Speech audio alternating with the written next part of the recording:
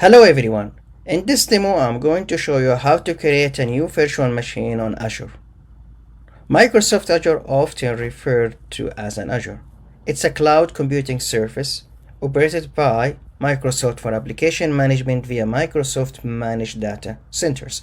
So you can go to the Azure website and you can click start for free, and also you can find more information here on azuremicrosoft.com, and you will see Azure free account 12 months of popular services free, and they give you $200 credit so you can use it in the first 12 months.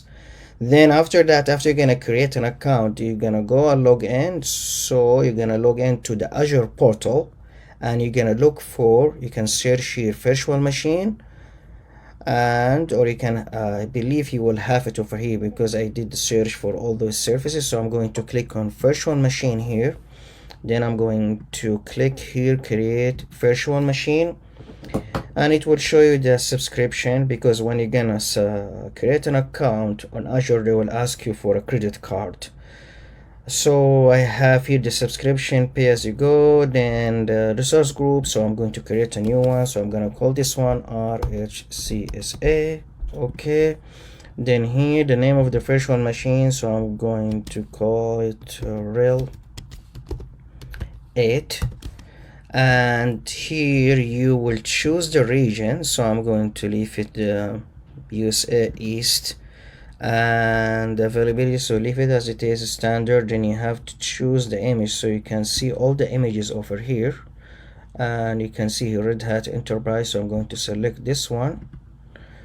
Then next here you will see all the sizes. So we got the image, so the size, so it means that if you would like to increase the RAMs, you see other things for the CPU, for example. So it gives you the default here, and you have to, I'm gonna click here, so cost a month, so you can see the cost that you have to pay for it, because it's not for free. So pay as you go. So for this demo, I'm going to, for example, I'm going to pick the RAM here for the processor 2. I'm going to pick this one and select. I'm gonna go back here, so the authentication type, so I'm going to click on password, and the username I'm going to student, and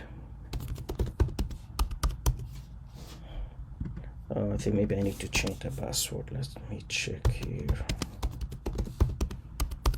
Yep, and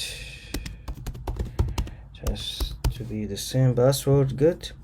And make sure that you're gonna hit for the public inbound port, so when you're gonna access it from the SSH, I will show you after we're gonna create. So allow selected port, so I'm going to just allow the SSH. I think I got everything right here. Okay, now we're gonna go to next for the disk. So I'm going to change the disk. I'm going to choose the standard SSD, and you could also create or add a new disk if you'd like, but I'm going to just pick the standard SSD. The network, I'm not going to change anything, so I'm gonna leave the default settings here.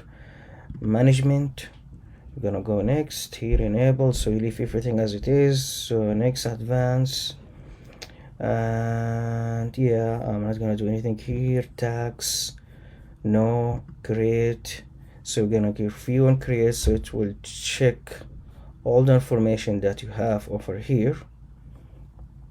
And then so you're gonna click on create here,